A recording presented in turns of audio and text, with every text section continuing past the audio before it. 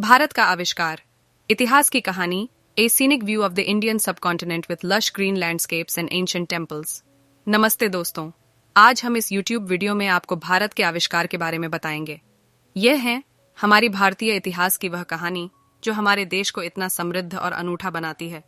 तो चलिए शुरू करते ही। भारत का आविष्कार और इतिहास की कहानी। भारत का इतिहास हमारी मानव सभ्यता के प्रारंभिक दौर से जुड़ा हुआ है। यहाँ के प्राचीन संस्कृति, विज्ञान, गणित, धर्म और दर्शन की परंपराओं ने दुनिया को आश्चर्यचकित किया है। भारत एक प्राचीन व्यापारिक राष्ट्र रहा है और यहाँ के सौंदर्य, वस्त्र, स्पाइसेस, ज्ञान और संपदा ने विदेशों के लोगों को आकर्षित किया। लेकिन इतने सारे संपर्कों के आप शायद सोच रहे होंगे कि यह कोई यूरोपीय खोज यात्री था जो भारत का आविष्कार कर गया, लेकिन यह नहीं है सच। वास्को दा गामा, क्रिस्टोफर कोलंबस और अमेरिका के कोलंबस के पहले संपर्क इतने पहले नहीं हुए थे। आपको हैरानी होगी जब आप जानेंगे कि भारतीय इतिहास में एक युग्म मिलता है जिसे सिंधु सरस्वती सभ्यता के नाम से जाना जाता है। इस सभ्यता ने 5000 से 3000 ईसा पूर्व तक विकास किया था और संगठित नगरों, तटीय व्यापार और विज्ञान के क्षेत्र में महानता हासिल की थी। सिंधु सरस्वती सभ्यता ने भारत की उत्तरी पश्चिमी सीमा तक फैले हुए शहरों का निर्माण किया। मोहनजोदड़ो और हड़प्पा जैसे नगर हमारी अत्यंत समृद्ध संस्कृति के साक्षी हैं। ये धार्मिक और दार्शनिक ग्रंथों के बीच नजर आने वाली भारतीय गणित, वैज्ञानिक और वाणिज्यिक ज्ञान की प्राप्ति के लिए महत्वपूर्ण थी।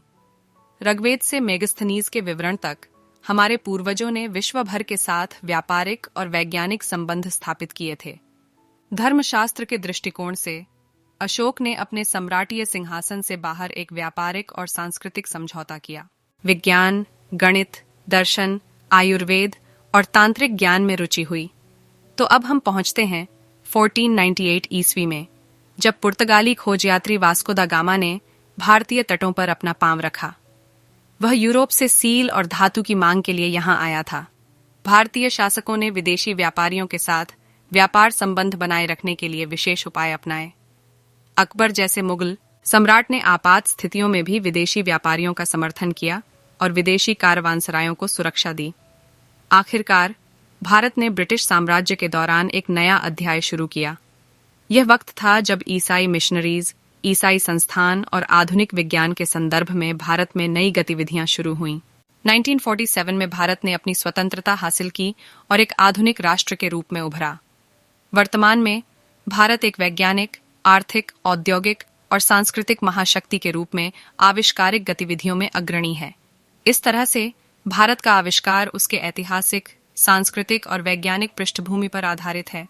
हमारा देश सदियों से एक ऐसा केंद्र रहा है जहां ज्ञान, संस्कृति और व्यापार का विकास होता रहा है।